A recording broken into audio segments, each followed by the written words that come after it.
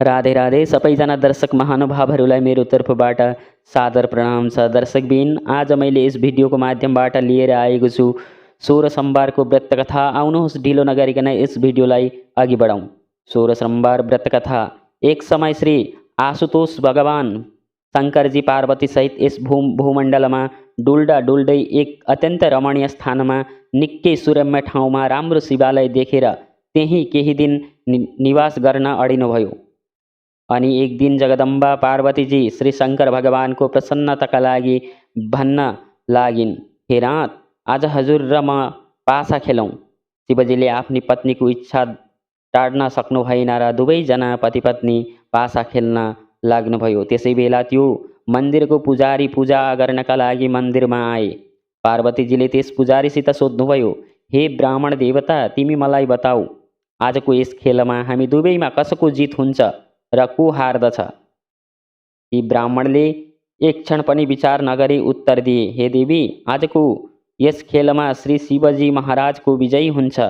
तर त्यस खेलमा पार्वतीको जित भयो अनि पार्वतीजी रिसाएर मिथ्या बोल्ने भनेर ती ब्राह्मणलाई श्राप दिन तयार हुनुभयो। शङ्करजीले यस्तो गर्न हुँदैन भनी धेरै पल्ट बुझाउन पनि खोज्दा पार्वतीजीले नमानेर बिचारा ब्राह्मणलाई श्राप दिनुभयो। पार्वतीको श्रापले ब्राह्मण कुष्ठरोगी भएर अत्यन्त कष्टमा प्राप्त भए। यस प्रकार दुःख भोग्दा भोग्दै जब अनेक दिन बितेर गए, तब एक दिन देवलोकका केही अप्सराहरू त्यहाँ आए।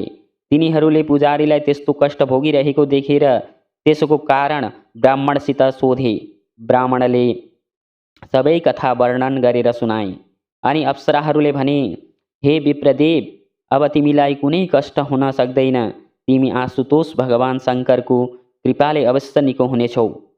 ती शिवजीको प्रसन्नताका लागि अब तिमी 16 सोमबारको व्रत गर। त्यसको प्रभाव र शिवको आशीर्वादले सबै दुःख निवारण भएर खुसी हुनेछौ। अनि ब्राह्मणले भने, त्यस व्रतको विधान के हो र त्यो व्रत कहिले गरिन्छ? अप्सराहरूले भने, सोमबारको दिन स्नानादि गरेर स्वच्छ पवित्र वस्त्र धारण गरी भक्तिपूर्वक व्रत गर्नु।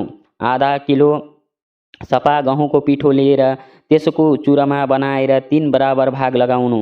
अनि प्रदोषको समय भएपछि धूप, दीप, घिउ, शक्कर, नैवेद्य, पुङ्गीफल, बेलपत्र, यज्ञोपवीत, चन्दन, अक्षता र फुलमालाले आशुतोष भगवान शङ्करजीको र माता पार्वतीको पूजा गर्नु। अनि भोजनका एक भाग भगवानलाई अर्पण गरेर अर्को भाग त्यहाँ उपस्थित भक्तजनहरूमा बाँडिदिनु। अनि तेस्रो भाग आफूले फलहार गर्नु। यस क्रमले 16 सोमबारसम्म व्रत गर्नुपर्दछ।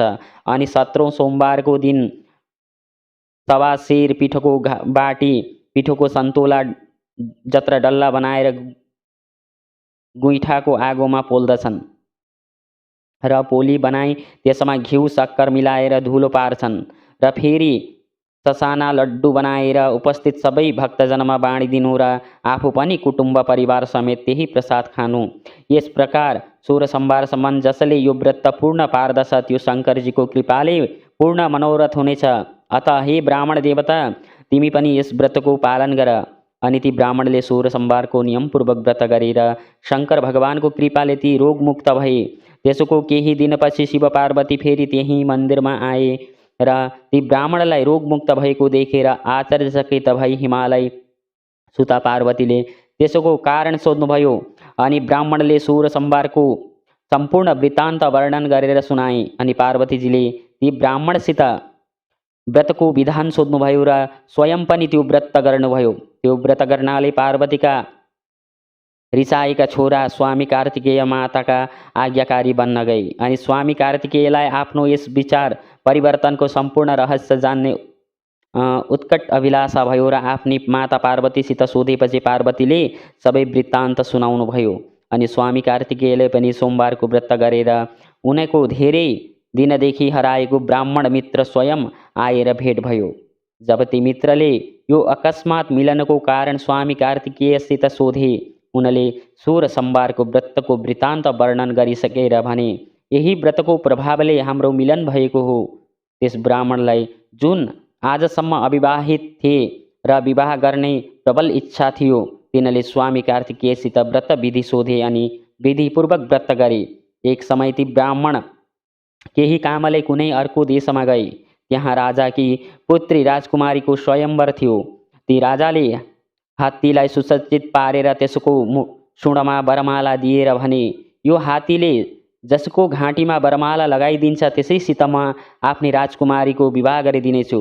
भगवान शङ्करजीको कृपाले त्यस हात्तीले ठुला ठुला देशबाट आएका राजकुमारहरूलाई छाडेर ती ब्राह्मणको घाँटीमा वरमाला लगाइदियो। राजाले आफ्नो कबोल अनुसार आफ्नी राजकुमारीको विवाह तिनी ब्राह्मणसित गरिदिए अनि दाइजोमा धेरै द्रव्य दिए। अब ती ब्राह्मण राजकुमारीसित निकै आनन्दले जीवन बिताउन लागे। एक दिन ती राजकुमारीले आफ्ना ब्राह्मण पतिसित सोधिन्, हे स्वामी, हजुरले यस्तो कुन पुण्य कर्म गर्नुभएको थियो जसको प्रभावले अनेकौं ठुला ठुला राजाहरूलाई छाडेर हात्तीले हजुरको घाँटीमा वरमाला लगाइदियो। ती ब्राह्मणले 16 सोमबारको व्रतको सारा वर्णन गरेर सुनाइदिए अनि राजकुमारी पनि पुत्र प्राप्तिका लागि त्यो व्रत गर्न थालिन्। त्यस व्रतको प्रभावले उसलाई धर्मात्मा, सुशील र विद्वान एवं सुन्दर पुत्र रत्न प्राप्त भयो र ब्राह्मण एवं राजकुमारीको दुवै त्यस पुत्रको राम्रोसित पालन पोषण गर्न लागे। त्यो छोरा युवा अवस्थाको भएपछि अत्यन्त आदरपूर्वक आफ्नी आमासित सोध्यो, हे माता, हजुरले कुन यस्तो पुण्य कर्म कार्य गर्नुभएको थियो जसले गर्दा म जस्तो छोरो हजुरलाई प्राप्त भयो? अनि आमाले 16 सोमबारको व्रतको वृत्तान्त आफ्नो छोरोलाई सुनाइन्। जब छोरोले त्यस्तो चमत्कारी व्रतको वृत्तान्त सुन्यो तब उसले पनि राज्य पाइने इच्छाले 16 सोमबारको व्रत आरम्भ गरिदियो। त्यसै अवसरमा कुनै देशको वृद्ध राजाको दूत आएर ती ब्राह्मण पुत्रलाई सर्वगुण सम्पन्न देखेर उपरोक्त वृद्ध राजा मरेपछि तिनी ब्राह्मण पुत्र त्यस राज्यका स्वामी बन्ने। राज्य प्राप्त भएपछि ती ब्राह्मण पुत्र सदैव 16 सोमबारको व्रत गर्दै रहन्थे। जब 16 सोमबार पछि 17औं सोमबार आयो तब विप्रले आफ्नी पत्नीलाई पूजाको सबै सामग्री लिएर शिवजीको मन्दिरमा आउनु भन्ने आज्ञा दिए। तब राजकुमारीले पतिको आज्ञा नमानेर दासीहरूद्वारा सारा पूजाको सामग्री मन्दिरमा पठाइदिन्। राजा पूजा समाप्त पारेर जब आफ्नो घर आए तब उनलाई यो आकाशवाणी भयो, हे राजन, तिमी आफ्नी यस रानीलाई आफ्नो महलबाट निकालिदेऊ, मानेनौ भने यसले तिम्रो सर्वनाश गरिदिनेछ। राजा जब सभामा पुगे तब सारा सभासदहरूलाई आकाशवाणीमा भएको वृत्तान्त सुनाए र सल्लाह मागे। सभासदहरूलाई यस कुराको पूर्ण विश्वास भयो जुन राजकुमारीले गर्दा यस राजाले राज्य प्राप्त गरे त्यसैलाई अब घरबाट धपाउनका निम्ति यो प्रपञ्च रचना गरिरहेका छन्। त्यति भएर पनि राजाले मानेनन् र रानीलाई महलबाट निकालिदिए। रानी आफ्नो दुर्भाग्यलाई दोषी मान्दै रित्तो खुट्टाले फाटेको लुगा र भोक प्यासले दुखित हुँदै बिस्तार बिस्तार हिँडेर एउटा नगरमा पुगिन्।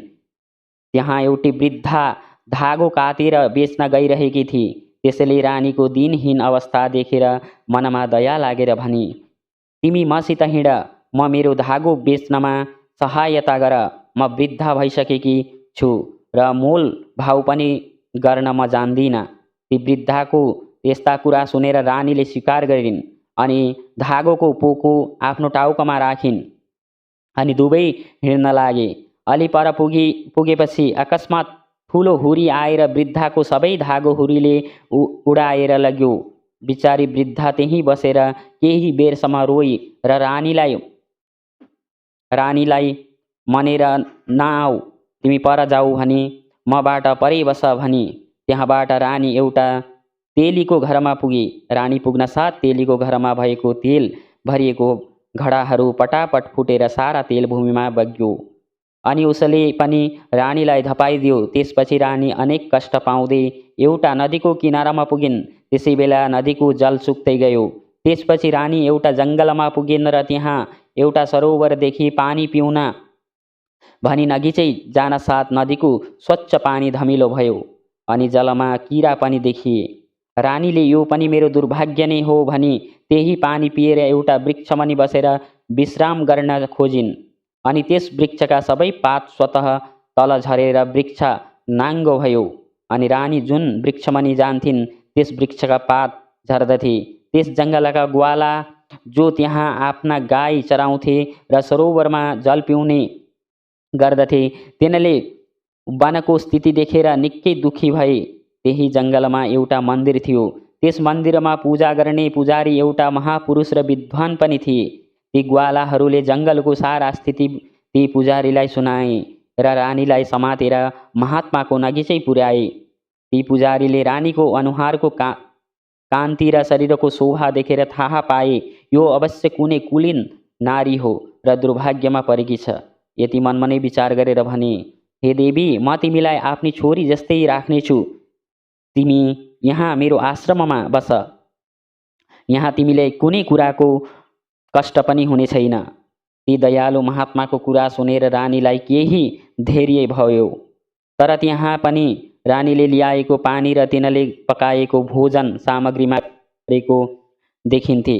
त्यो स्थिति देखेर पुजारी पनि निकै दुःखी भए र सोधे, हे पुत्री, तिमीमाथि अवश्य कुनै देवताको प्रकोप परेको छ भन्ने मलाई विश्वास भइरहेको छ।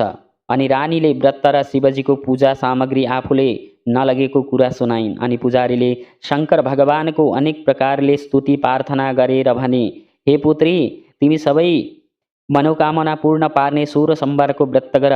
आशुतोष भगवान शङ्करको कृपाले तिम्रो सबै कष्ट निवारण हुनेछ। यो कुरा सुनेर रानीले विधिपूर्वक 16 सोमबारको व्रत गरिन् र 17औं सोमबारको दिन उद्यापन पनि गरिन्। त्यसको प्रभावले उता राजाको मनमा विचार आयो, मेरी रानी गएको धेरै दिन भयो, ती कहाँ भौतारिरहेकी छन्। अनि राजाले रानीलाई खोज्न चारैतिर दूतहरू पठाए। दूतहरू खोज्दा खोज्दै उनी महात्माको आश्रममा पुगेर त्यहाँ रानीलाई देखि लैजाने आज्ञा मागे। तर महात्माले तिनको प्रार्थना स्वीकार गरेनन्। अनि दूतहरू फर्केर गई राजालाई समाचार दिए। अनि राजा स्वयं आश्रममा आएर महात्मासित प्रार्थना गरे, महाराज, यी मेरी धर्मपत्नी हुन्। शङ्कर भगवानको कोपले मैले यिनलाई त्यागिदिएका थिएँ। तर अब शङ्कर भगवानको कोप शान्त भएको छ, अतः म यिनलाई लैजान भनेर यहाँ आएको हुँ। महात्माले राजाको वचन मानेर रानीलाई राजासित जाने आज्ञा दिए। जुन बेला रानी महलमा आइन्, सारा सहरमा ठुलो उत्सव मनाइयो। पूर्ववासीहरूले घर बाटो समेत नगरलाई सुसज्जित पारे। घरै घर मङ्गलगान हुन लाग्यो। राजाले धेरै धन ब्राह्मण र दरिद्रहरूमा बाँडे। अब राजा रानी सदैव 16 सोमबारको व्रत गर्न लागे। संसारका अनेक सुखहरू भोगेर ती दुवै अन्त्यमा शिवपुर गए। इति श्री 16 सोमबार व्रत कथा। दर्शकबिन, 16 सोमबारको व्रत कथा यहीँ समाप्त भयो। फेरि भोलि भेट हुनेछ कुनै एउटा व्रत कथा लिएर। हजुरहरूले मलाई फेसबुकको मार्फत हेर्दै हुनुहुन्छ भने कृपया फेसबुकको पेजलाई फलो गरिदिनु भनी अनुरोध गर्दैछु।